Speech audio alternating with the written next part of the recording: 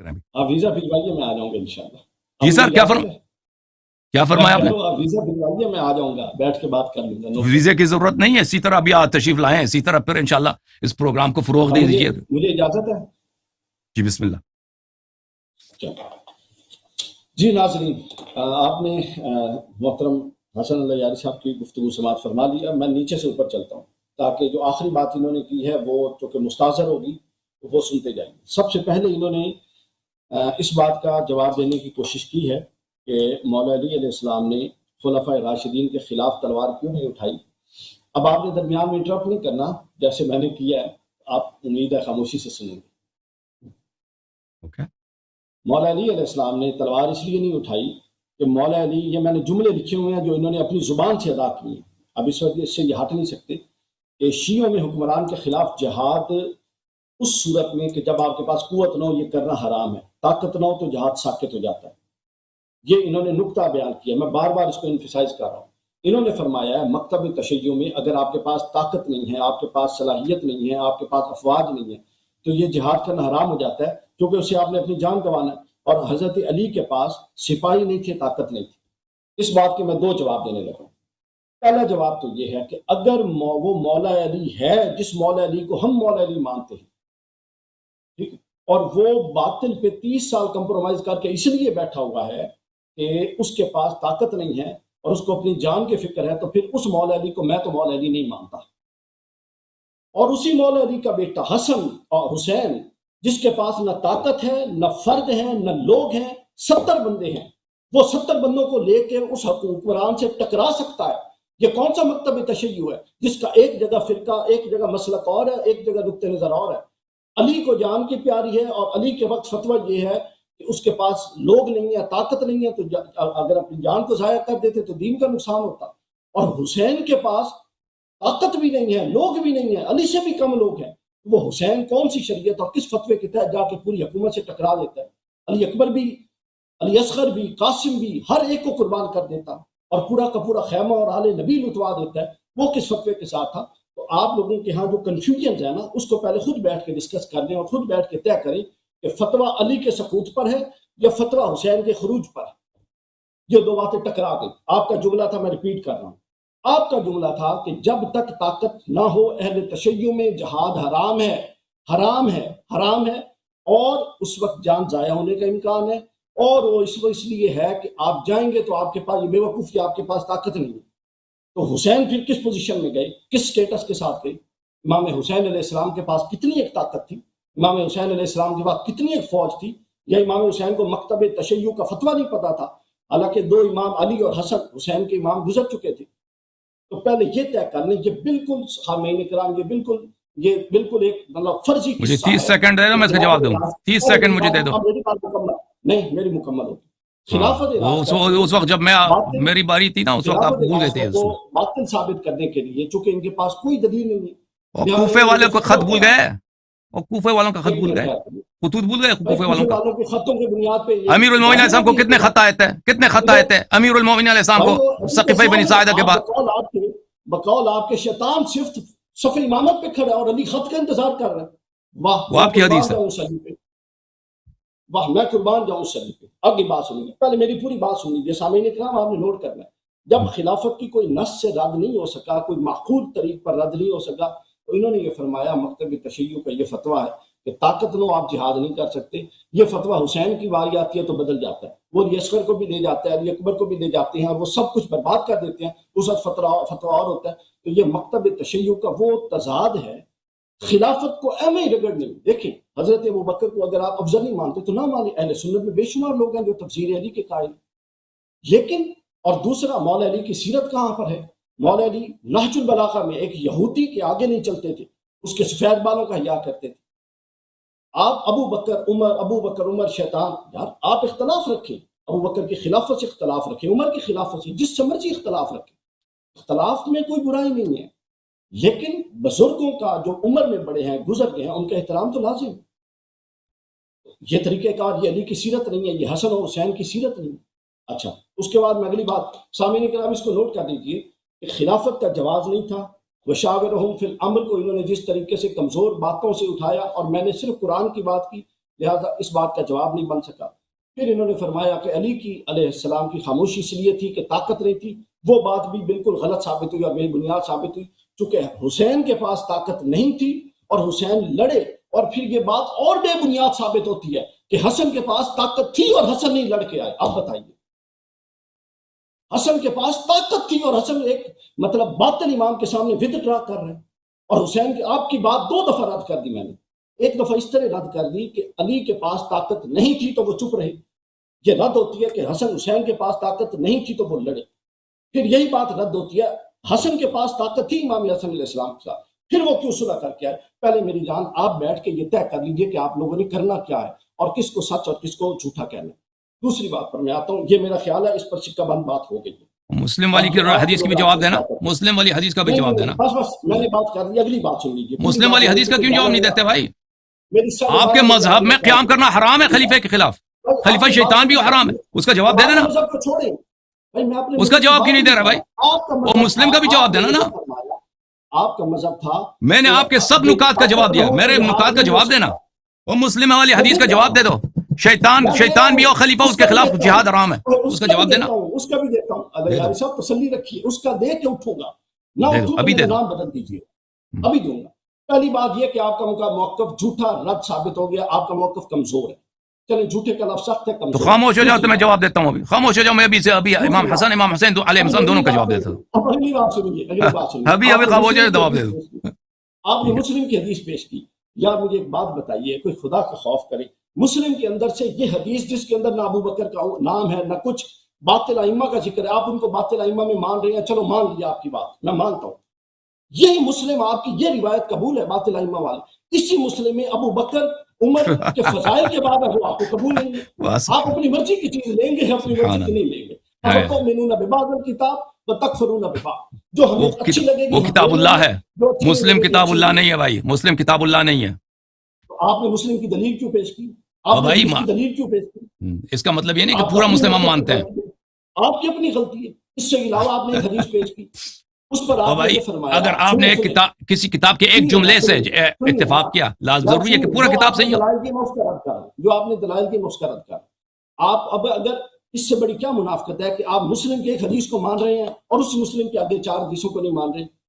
اگلی بات، آپ نے ایک اور کتاب کی حدیث پیش کی اور فرمایا اس کی سند مسند بخاری اور مسلم کی شرط پر ہے، بخاری مسلم کی شرط پر جو حدیث ہے جو ایک اور کتاب میں ہے وہ آپ مان رہے ہیں، اور خود بخاری مسلم میں ابو بکر اور عمر کی فضیلت کے باب ہے وہ آپ نہیں مان رہے۔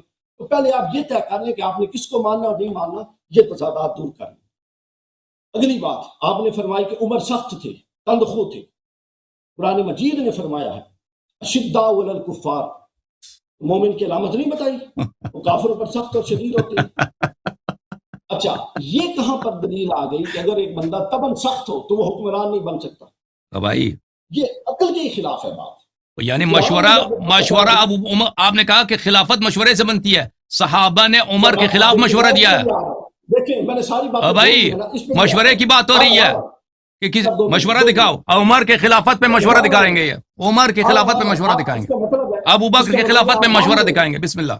خلافت پہ مشورہ میں بھی دکھاتا ہوں، اس کا مطلب ہے آپ مان گئے کہ علی کا نہ اٹھنا ان کی خلافت کو جائز سمجھتا ہے، اس کی مطلب آپ مان گئے کہ جب باطل ہوتا ہے تو علی کا بیٹا چپ نہیں رہتا، اس کا مطلب ہے آپ مان گئے وہ آپ کا پورا نقطہ نظر غلط تھا۔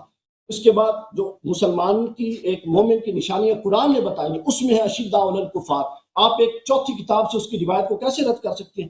اللہ کہتا ہے مومنوں کے رحماء بینہم اشداء علی الکفار، وہ آپس میں کافروں پر شدید ہوتے ہیں، تو سخت ہونا تو بالکل یہ ایک مومن کی نشانی ہو سکتا ہے، آپ اس سے اختلاف بھلے کریں، نو پرابلم۔ اب مشورے پر آ جائیں، اب مشورے پر آ جائیں۔ مشورہ یہ ہوا کہ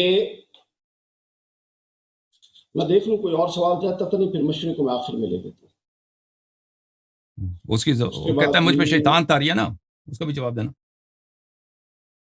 جی وہ غیر معصوم تھے نا، تو حدیث پاک میں ہے کہ حضور صلی اللہ علیہ وسلم کے خلفاء الراشدین کیسے بنا کر رسول اللہ کے علاوہ ہر شخص کے ساتھ شیطان ہے، ہر شخص کے ساتھ، چاہے وہ کوئی بھی ہو۔ اب یہ الگ بات ہے کہ کون اس پر اب نہج البلاغہ ابھی میرے پاس نہیں ہے، اٹھائیں حضرت علی نے، یہ کسر نفسی ہوتی ہے بڑے لوگوں کی۔ حضرت مولا علی اپنے بارے میں کیا جملے فرماتے ہیں؟ تو رسول صلی اللہ علیہ وسلم متواضع نہیں تھے؟ بڑا بنا کے پیش نہیں کرتے، ان کو کبھی دلیل نہیں بنایا جاتا. اچھا اس کے بعد اگلی بات ہے جی، یہ مجھے ایک بات بتائیں، اگر آپ صحابہ کرام، ٹھیک ہے جو اہل بیت کے خلاف صحابہ اٹھے یا وہ طبقہ، ان کی تو ہم بھی مخالفت کرتے ہیں، لیکن یار آپ نے ان چند لوگوں کے لیے پورے کے پورے طبقے کو رگڑ دیا ہے. مجھے ایک بات بتائیں، اہل بیت اطہار تو حضور کے گھر میں پیدا ہوئے، جب حضور دعوت لے کے کھڑے ہوئے تو کون تھا جو بدر میں جا کے لڑتا رہا؟ کون تھا جو احد میں لڑتا رہا؟ کون تھا جو آپ ان کی وہ انسان تھے، ان سے غلطیاں خامیاں ہو سکتی ہیں، آپ وہ دو چیزیں لیتے ہیں اور ساری کی ساری اس پہ نہ کر دیتے ہیں اور پوری قوم کو دھوکے میں ڈالا ہوئے. وہ کون تھے جو بدر و حنین میں جا کے لڑے تھے؟ ائمہ اہل بیت تو بعد میں تشریف لائے سارے کے سارے، مولا علی ساتھ تھے ہر جگہ. وہ باقی جو اتنے لوگ تھے لڑنے والے وہ سارے کہاں گئے؟ ان میں سے 4 باتوں سے آپ کو اختلاف ہو گیا. انہوں نے خلافت کی پیروی کی تو آپ نے پورے کے پورے طبقات کو نگیٹ کر دیا. یہ درست نہیں ہے، یہ غلط ہے. اب آ جائیں گی بخاری مسلم، آپ بالکل نہ پیش کیا کریں، کیونکہ آپ اگر کوئی بخاری مسلم کی روایت پیش کریں گے تو پھر آپ کو ماننا پڑے گا کہ اگلی بخاری کی روایت بھی ٹھیک ہے، نہیں تو یہ تو بات نہ ہوئی. آپ کی مرضی کی کوئی بات آئے تو وہ قبول ہے، آپ کی مرضی کی نہ آئے تو وہ قبول نہیں ہے. اس کے بعد اب آ جائیں مشاورت پر.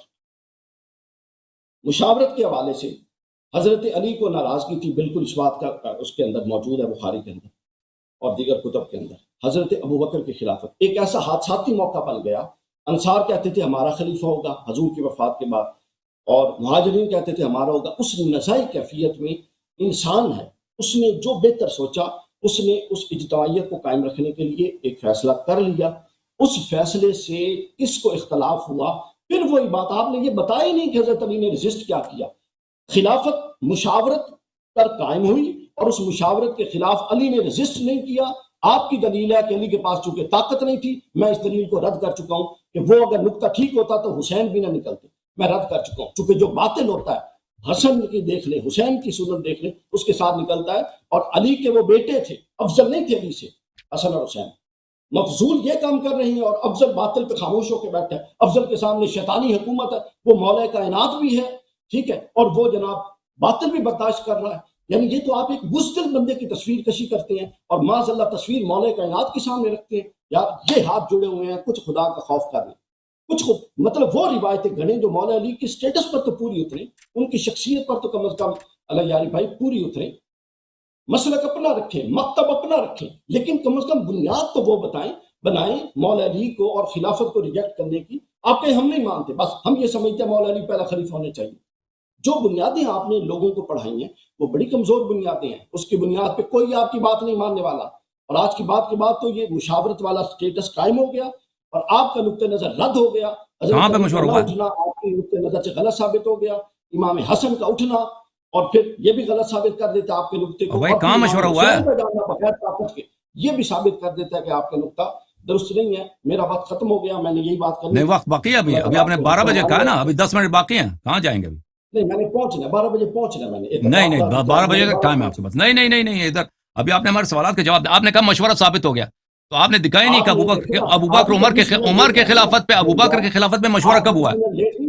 آپ بھی تو میرے جان 20 منٹ لیٹ آئے ہیں تو مجھے گاڑی میں بیٹھنا. ابو بکر عمر کی خلافت پہ کب مشورہ ہوا ہے؟ مجھے دکھائیں ذرا عمر کی خلافت پہ مشورہ کہاں. اب وہ یہ تھی میں بتانے لگے. اچھا بتانے لگے. اچھا اب حضرت علی کا یہ ہوا، حضرت عمر کی خلافت پر مشورہ نہیں ہوا، لیکن میرا اپنے جگہ پہ ختم بات نس بھی نہیں ہے، مشورہ بھی نہیں ہے. علی کہاں تھے؟ اگر وہ غلط تھا تو بس بس صرف یہی ہے کہ امیر المومنین علیہ السلام نے تلوار نہیں اٹھایا. پھر حضرت عمر نے ایک پوری شورا بنائی. اچھا اس پر آپ نے بڑا کمزور اعتراض اٹھایا. ہمیشہ اہل دانش کی شورا بنائی جاتی ہے، لیڈنگ رو طبقات کی شورا بنائی جاتی ہے. شورا میں کوئی 2.5 لاکھ بندہ نہیں ہوتا کبھی بھی. یہ ایک بڑی معقول بات ہے. ہمیشہ ریپرزینٹیٹو، اب دیکھیں نا اسمبلی کیا ہوتی ہے، وہ بڑے لوگ نہیں تھے جس سے اللہ راضی ہے. ابھی آپ کہہ رہے تھے بدر و حنین میں کن لوگوں نے رسول پاک صلی اللہ علیہ وسلم کی حمایت کی؟ یہ سب بدر و حنین والے تھے. اچھا تو ابھی دیکھیں ڈاکٹر صاحب، ابھی آپ جانے لگے آپ جانے لگے. ابھی دیکھیں ڈاکٹر صاحب آپ جانے لگے. ایک سوال کا جواب دے دو پھر آپ بے شک چلے جاؤ. اب دیکھیں نا کوئی اعتراض کرے، کوئی ملک چڑھائی کر دے، وہ کہ جی پارلیمنٹ کا فیصلہ ہم نہیں مانتے چونکہ یہ 25 کروڑ کا ملک ہے اور پارلیمنٹ میں تو 250 بندہ بیٹھے. تو اب اس کو اعتراض پر اگر جواب دے سکتے ہیں، آپ اس کے عقل پر ہی ماتم کریں گے. تو ہمیشہ ریپرزینٹیٹیوز ہوتے ہیں، ان ریپرزینٹیٹیوز میں سارے ایک طبقے کے لوگ نہیں تھے اتفاق کے رائے کے ساتھ. اچھا اور پھر یہ بھی نہیں ہے، سنیں یہ بھی نہیں ہے کہ جس نے چن لیا پھر وہ آگے اپنے سب گورنر کے ذریعے ووٹ آف کانفیڈنس لیتے تھے. اس دور میں ووٹ آف کانفیڈنس کو بیعت کہا جاتا تھا. ڈاکٹر صاحب آپ نے میرے سب سے اہم سوال کا جواب آپ نہیں دے رہے. سب سے اہم سوال کا جواب نہیں دے رہے ڈاکٹر صاحب. ڈاکٹر صاحب سب سے اہم جو سوال ہے، آپ کا وقت بھی کم ہے اسی لیے میں آپ کو کاٹ رہا ہوں. دیکھیں آپ نے کہا مشورے سے بنتی ہے، آپ نے مان بھی لیا کہ عمر کے خلافت پہ مشورہ نہیں ہوا. چلیں عرض یہ ہے کہ اگر خلافت مشورے سے بنتی ہے، دیکھیں آپ کو پتہ چلا اور آپ نے اس کو قرآن سے بھی آپ نے ثابت کرنے کی کوشش کی، حالانکہ قرآن میں ایسی کوئی بات نہیں ہے، تو رسول اللہ صلی اللہ علیہ وسلم کو کیوں نہیں پتہ چلا؟ اگر امامت مشورے سے بنتی ہے، ان کو سب سے زیادہ ڈر بھی ہے ائمہ مضلین سے، تو اگر واقعا خلافت مشورے سے بنتی ہے تو کیوں رسول اللہ صلی اللہ علیہ وسلم نے نہیں بتایا؟ آپ نے کہا کہ ایسا افراتفری کا عالم تھا، جلدی جلدی سے ابو بکر کو خلافہ بنایا گیا، اس لیے مشورے کا وقت نہیں ملا، اہل بیت علیہ السلام سے مشورے کرتے. تو آپ نے خود اعتراف کیا کہ نہ ابو بکر کے خلافت پہ مشورہ، نہ عمر کے خلافت پہ مشورہ. تو اگر پرنسپل مشورہ ہی ہے تو اگر آپ کو پتہ چلا، آپ کا اتنا ناقص علم، ناقص عقل، ناقص فہم، آپ کو 1400 سال کے بعد کے پتہ چلا، تو جو رسالت پناہ صلی اللہ علیہ وسلم ہے وہ اس کے بجائے کہ ہر خطبے میں کہتے ہیں کہ میری اہل بیت علیہ السلام کی میری بات اتباع کرنا، اس کے بجائے یہی کہتے ہیں بار بار کہ میرے بعد مشورے کرنا، اور مشورے اور پارلیمنٹ کے پرنسپلز بھی بتا دیتے نا. اب مشورے کا حکم سمجھ لیں. مشورے کا حکم یہ ہے، وہاں پر اگر اس وقت 2.5 لاکھ اپنا حضرت عمر کے دور میں 22 لاکھ مربع میل سے سلطنت پھیل چکی تھی اور حضرت علی کے دور میں اور زیادہ پھیل چکی تھی، تو کیا اس وقت جو 26 27 28 لاکھ مربع میل کے لوگ تھے ان سب کو بلوا لیتے کہ 28 لاکھ مربع میل؟ بھائی سوال یہ ہے کہ پیغمبر نے کیوں مشورے کا حکم نہیں دیا خلافت کے لیے؟ بھائی ایک واقعہ سنیں، ہمیشہ معقول طریقہ یہ ایک واقعہ ہوا، اس پر ایک اتفاق ہوا، اس کو پھر پبلک اوپینین، پبلک میں فلوٹ کر دیا گیا، پبلک سے ریزسٹنس آنا اس کے خلاف رائے ہو گیا، پبلک کا قبول کرنا اس مشورے کی حمایت ہوگی، تو یہ مشورہ ہو گیا. اللہ تعالیٰ آپ کو سوال یہ نہیں تھا ڈاکٹر صاحب، سوال کا جواب کیوں نہیں دے رہے آپ؟ ہم نے عرض یہ کیا کہ پیغمبر صلی اللہ علیہ وسلم نے کیوں نہیں فرمایا کہ میرے بعد امامت مشورے سے ہوگی، تشاور سے ہوگی؟ کیوں نہیں فرمایا یہ؟ پیغمبر صلی اللہ علیہ وسلم، یہ قرآن پیغمبر صلی اللہ علیہ وسلم نے تو فرمایا. تو قرآن میں تو یہ کوئی نہیں ہے کہ حکومت مشورے سے بنانا ہے نا، حکومت کے متعلق تو کچھ بھی نہیں امامت. آپ مجھے بتاؤ، میں آپ سے پوچھتا ہوں، یہ منسوس ڈاکٹر صاحب ایک چیز اگر منسوس ہے، اگر ایک چیز منسوس ہے اس پہ مشورہ کی جاتی ہے؟ دیکھیں میں بات کر رہا ہوں، منسوس پہ مشورہ کیا جاتا ہے. ہم اور آپ مشورہ کریں نماز واجب ہے یا نہیں ہے؟ نص آ گئی ہے بھائی، مشورہ کرنا ہے، اب آپ کریں. آپ مجھے بتاؤ ڈاکٹر صاحب، اس سوال کا جواب دے دو. اگر ایک چیز منسوس ہے، مثلا نماز واجب ہے، ہم دونوں کا احترام، اس پہ مشورہ کرنے کی گنجائش ہے؟ نہیں، بالکل نہیں. بالکل. جب رسول اللہ صلی اللہ علیہ وسلم نے فرمایا کہ میرے بعد میرے اہل بیت علیہ السلام کی اتباع کرنا، تو پھر مشورہ کہاں، گنجائش کہاں رہی؟ یار اتباع تو ختم بات. میں نے تو یہ ثابت کر دیا کہ اتباع ہے.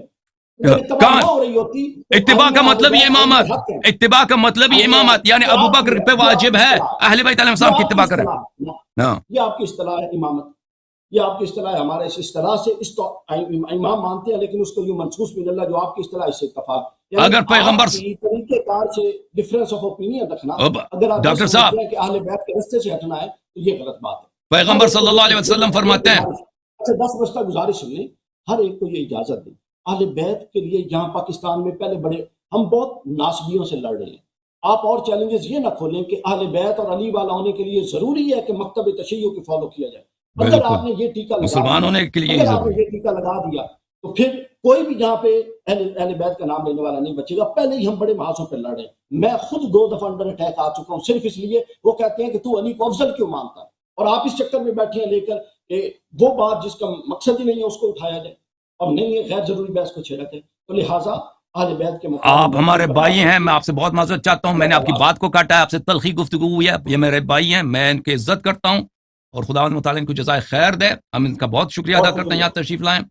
تو اس گفتگو کا مقصد یہ نہیں کہ ہمارے درمیان، میرے دل میں میرے محترم بھائی کے لیے کوئی رنجش، کوئی پیچیدگی ہے. اور ہاں بالکل، ہم یہ جو ہیں دین کی باتیں ہم بغیر تکلف کے ہم نے باتیں کی ہیں. تو الحمدللہ بہت شکریہ آپ کا. آپ جانا چاہ رہے ہیں، خدا آپ کو جزائے خیر دے. Thank you sir. ڈاکٹر صاحب کا بہت بہت شکریہ. اب انہوں نے جو نقطے اٹھائے میں ان کا کچھ جواب دے دوں. اگر یہ رہتے ہیں یہاں پہ ہمارے ساتھ تو میں ان کا جواب دے دیتا اسی وقت. انہوں نے کہا کہ شیعوں کے درمیان شیعوں کے کلام میں ایک تناقض ہے کہ امیر المؤمنین علیہ الصلاۃ والسلام نے جہاد نہیں کیا ہے کیونکہ ان کے پاس سپاہی نہیں تھے. امام حسین علیہ السلام کے پاس بھی سپاہی نہیں تھے تو انہوں نے بھی کیوں جہاد کیا؟ تو اس کا جواب بہت بڑا واضح ہے. امام حسین علیہ السلام جب مکے میں تھے، یعنی پہلے وہ جب معاویہ کا انتقال ہوا ہے تو وہ مدینے میں تھے، پھر وہ وہاں سے چلے گئے مکے. یزید کے ساتھ بہت سارے صحابہ بیعت کر چکے تھے اس وقت، یعنی معاویہ کے حیات میں بیعت ہو چکی تھی. جب وہ مکہ چلے گئے تو اس وقت امیر امام حسین علیہ السلام نے کبھی کسی کو خط نہیں بھیجا، دعوت نہیں دی کہ میں یزید کے خلاف لڑنا چاہتا ہوں، جہاد کرنا چاہتا ہوں، تم میرا ساتھ دے دو. کسی کو دعوت نہیں دی. کوفے والوں نے خود امام حسین علیہ السلام کو خط پہ خط بھیجے کہ آپ تشریف لائیں، ہم آپ کی نصرت کریں گے، آپ کے لیے یہاں پہ لشکر آمادہ ہے. وہاں پہ مدد کی اور حمایت کے جو ہے وعدہ کیا گیا. پھر امام حسین علیہ السلام نے اپنے چچا زاد بھائی مسلم ابن عقیل کو کوفہ بھیجا. یہ مسلمات تاریخ ہے. انہوں نے بھی تائید کی، ان کے ساتھ کوفے والوں نے ہزاروں کی تعداد میں بیعت کی. انہوں نے بھی تائید کی کہ آپ کے پاس یہ سب کچھ صحیح کہہ رہے ہیں، یہاں پہ لوگ آمادہ ہیں آپ کی سپورٹ کے لیے. ٹھیک ہے. تو پھر اس وقت امام حسین علیہ السلام کوفے کی طرف روانہ ہوئے. ٹھیک ہے نا. تو امیر المؤمنین علیہ السلام جب مدینے میں تھے، اب خلافت غصب ہوا ہے، اس وقت ان کے پاس کوئی سپورٹر نہیں تھا کہ وعدہ دے دے کہ ہم آپ کی سپورٹ کریں گے، آپ لشکر نکال دیں. ایسا کوئی بات ہی نہیں تھی. تو سچویشن ان دونوں کا بڑا مختلف ہے. پھر امام حسین علیہ السلام جب وہاں سے مکے سے نکلے، انہوں نے یہ ہمیشہ یہی کہہ رہے تھے کہ یہ بنی امیہ والے مجھے قتل کرنا چاہتے ہیں. پالیسی ابو بکر عمر کی مختلف تھی یزید کے پالیسی سے. اہل بیت علیہ السلام کے متعلق یزید چاہتا تھا کہ امام حسین علیہ السلام کو قتل کرے.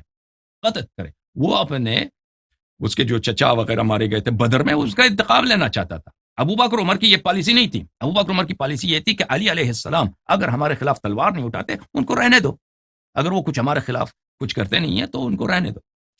تو یہ بھی ایک بڑا فرق ہے کہ اس طرح نہیں تھا کہ امیر المؤمنین علیہ السلام کو اپنی جان کا خطرہ تھا قتل ہونے کا. اگر وہ تلوار نہیں اٹھاتے تو وہ آرام سے رہ سکتے. امام حسین علیہ السلام کے لیے یہ گنجائش نہیں تھی. امام حسین علیہ السلام بار بار کہتے ہیں لو ترک القطا لنام. اگر پرندے کو رہنا یہ ایک ضرب المثل ہے، اگر پرندے کو رہنے دیا جائے وہ اپنے گھونسلے میں سوئے گا.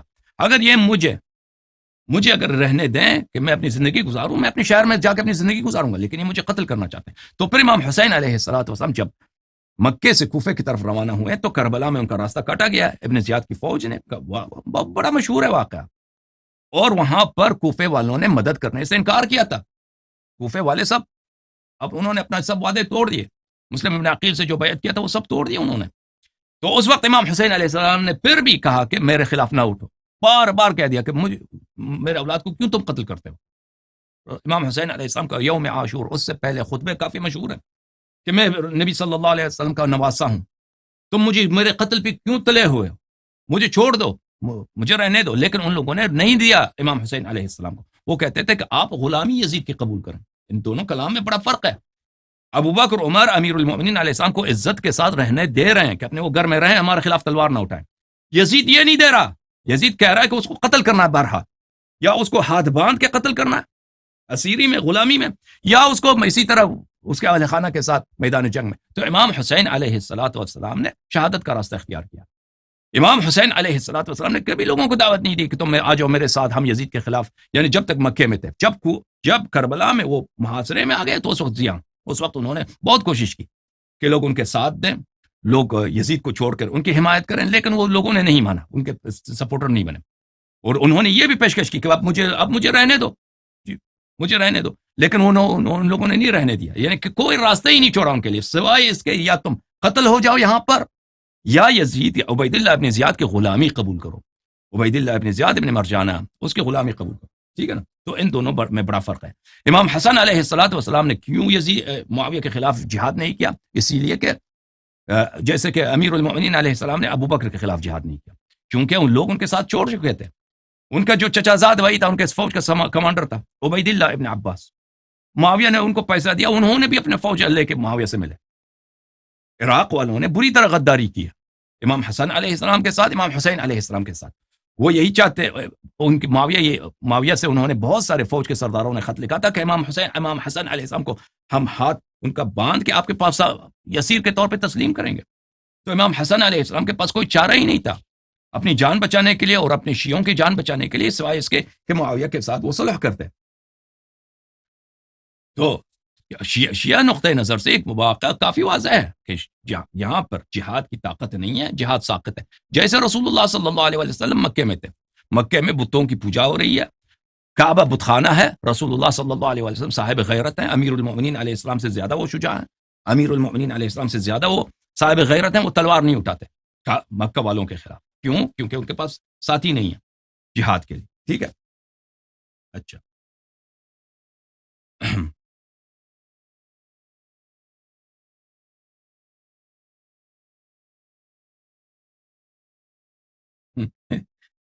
پھر یہ صاحب کہتے ہیں کہ بخاری مسلم کی اگر روایت تم لے کے آئے ہو نا، مسلم والی روایت میں نے دکھایا، کہتے ہیں اگر یہ روایت مسلم کی قبول کرتے ہو تو بقیہ مسلم کی روایت بھی قبول کرنی پڑے گی. وہ انہوں نے آیت کوٹ کی ہے، افتؤمنون ببعض الکتاب وتکفرون ببعض، تم بعض کتاب قبول کرتے ہو، بعض قبول نہیں کرتے. یہ آیت جو ہے یہ وحی کے متعلق ہے، قرآن مجید کے متعلق ہے، تورات و انجیل کے متعلق ہے. یہودیوں نے جو بعض تورات کے آیات مانتے تھے، بعض نہیں مانتے تھے، ٹھیک ہے، اس کے متعلق ہے. یہ بخاری مسلم کے متعلق نہیں ہے. بخاری مسلم یا حدیث کی کتاب، یہ جماعت عمریہ کے خود علماء بھی، مثلا اگر ایک کتاب ترمذی کی مثلا آپ کچھ حدیث مان لیں، اس کا مطلب نہیں کہ سب حدیث اس کی صحیح ہے، اس طرح نہیں ہوتی. بھئی اگر آپ یہ کتاب اللہ جو ہے قرآن مجید، صرف قرآن مجید پوری کی پوری صحیح ہے، باقی کتابوں میں اس سے ضروری نہیں ہے کہ اگر آپ اس کی ایک حدیث کو مان لیں یا ایک روایت کو مان لیں، اس کے بقیہ احادیث کو بھی ماننا آپ کے لیے ضروری ہو. آپ کے اپنے مذہب کے علماء بھی اس اصول پہ نہیں چلتے کہ اگر مثلا کسی نے سنن نسائی کی حدیث نقل کی تو اس کے لیے سارا سنن نسائی سب کے سب حجت ہے. بخاری مسلم کے بھی بہت سارے آپ جماعت عمریہ کے علماء ہیں، اس سب کو صحیح نہیں مانتے. جہاں تک عمر کا اشداء علی الکفار دیکھیں ڈاکٹر صاحب کیا کہہ رہے تھے، عمر کو جو صحابہ نے کہا کہ یہ فظ غلیظ ہے، تو یہ تو اچھی بات ہے، اشداء علی الکفار ہونی چاہیے. یہ کتاب مصنف ہے للاحادیث والآثار، صفحہ نمبر 358، جلد نمبر 7. قال استستخلف علينا فظا غليظا فلو ملكنا كان افظ واغلظ. تم ہم پہ خلیفہ بنا رہے ہو اس شخص کو جو فظ غلیظ ہے، جو سخت دل ہے اور بے رحم ہے اور خوش مزاج ہے. اگر وہ ہمارا خلیفہ بن جائے تو وہ زیادہ سخت دل اور بے رحم بن جائے گا. تو یہ بات نہیں ہو رہی ہے. وہ صحابہ جو تھے جو مشورہ دے رہے تھے ابو بکر کو کہ عمر کو خلیفہ نہ بنانا، عمر کو خلیفہ نہ بنانا. تو یہ جو مشورہ دے رہے تھے یہ اس لیے نہیں دے رہے تھے کہ عمر جو ہے وہ کفار کے خلاف بڑا دلیر آدمی ہے. وہ پاگل نہیں تھے. اور کہاں ہے دلیری عمر کی کفار کے خلاف؟ عمر کی دلیری کفار کے خلاف کہاں؟ اچھا وہ بھی ہم اس کی دلیری دکھائیں گے آپ کو. تو یہاں پہ جو فظ غلیظ کہہ رہا ہے وہ مسلمانوں پہ فظ غلیظ ہے. اور اس کے علاوہ انہوں نے خود قبول کیا کہ کہتے ہیں ابو بکر عمر کے خلافت پہ کوئی مشورہ نہیں ہوا. تو عمر کی خلافت آپ کے پاس ایک ہی پرنسپل ہے نا، یا تو نس ہونی چاہیے، عمر کی خلافت پہ کوئی نس نہیں ہے، ابو بکر کی خلافت پہ بھی نس نہیں ہے، اور یا تو مشورہ ہونا چاہیے، مشورہ بھی نہیں. اچھا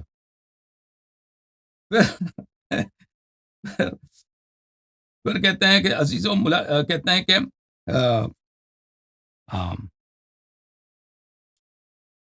مشورہ، دیکھو عزیزوں، مشورہ منصوص پہ مشورہ نہیں ہوتا. ایک چیز اگر منصوص ہے اس پہ مشورہ نہیں ہوتا. ابھی ہم اور آپ بیٹھ کے مشورہ کر لیں رمضان کا روزہ واجب ہے یا نہیں، یہ اس میں مشورے کی گنجائش نہیں ہے. جب رسول اللہ صلی اللہ علیہ وسلم نے خود فرمایا، یہ خود فرماتے ہیں میرے بات میرے اہل بیت علیہ السلام کی اتباع کرنا، تو ان کی اتباع واجب ہے، سب پہ واجب ہے. تو پھر مشورہ کرنے کی ضرورت ہی کیا؟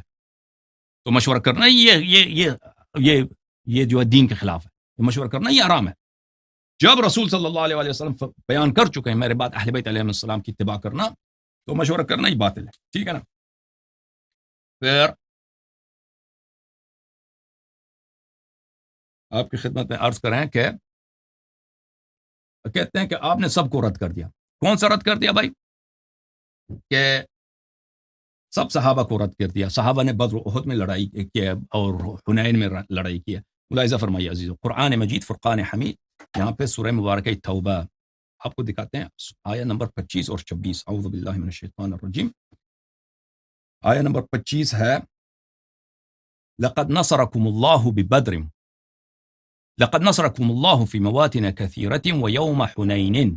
اللہ تعالیٰ نے آپ کو کثیر مواطن میں، کثیر مقامات میں، اے مسلمان، اللہ نے آپ کی مدد کی ہے. ویوم حنین، اور جنگ حنین میں، اذ اعجبتکم کثرتکم، جب آپ لوگ بڑے خوش ہو رہے تھے کہ ہماری تعداد زیادہ ہے، مسلمانوں کا لشکر زیادہ ہے. فلم تغن عنکم شیئا، پھر آپ کی جو کثرت نے آپ کو فائدہ نہیں پہنچایا. وضاقت علیکم الارض بما رحبت ثم ولیتم مدبرین، اور زمین آپ پہ تنگ ہو گئی ہے، زمین آپ پہ تنگ ہو گئی ہے، اور آپ لوگ وہاں سے بھاگ اٹھے ہیں، وہاں سے سب بھاگ گئے، ٹھیک ہے نا،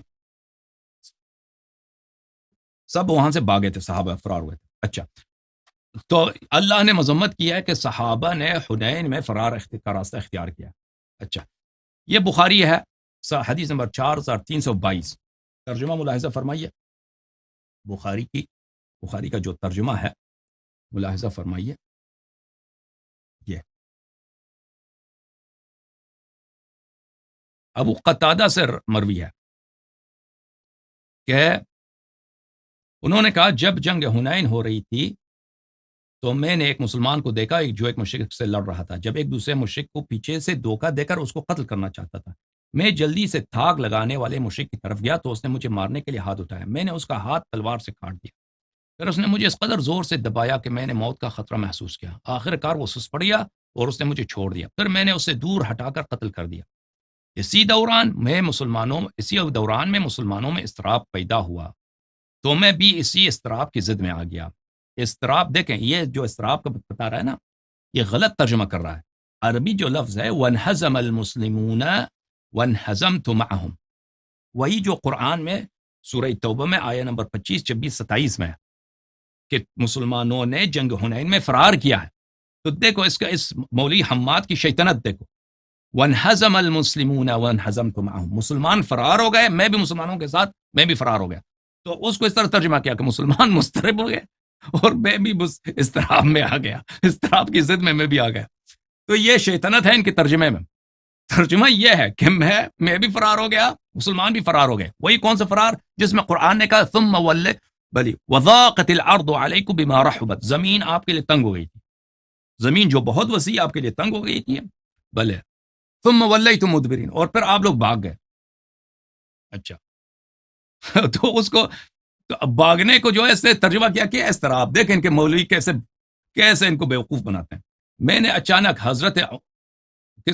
میں نے اچانک عمر کو لوگوں میں دیکھا تو ان سے پوچھا کہ لوگوں کا کیا حال ہے، انہوں نے فرمایا اللہ کا ایسا ہی حکم ہے، قال امر اللہ، اللہ کی جانب سے اللہ کا حکم ہے۔ اللہ کا حکم یہ نہیں ہے کہ تم فرار کرو۔ میں نے عمر کو بھی دیکھا۔ تو بھائی صاحب آپ کہہ رہے ہیں کہ صحابہ نے جنگ کیا، مانتے ہیں صحابہ نے جنگ کیا، ان میں سے بعض صحابہ نے جنگ کیا، سب نے جنگ نہیں کیا، بعض صحابہ تھے بھاگنے والے۔ تو یہ آپ کی بخاری کی حدیث ہے کہ عمر بھاگنے والوں میں تھا۔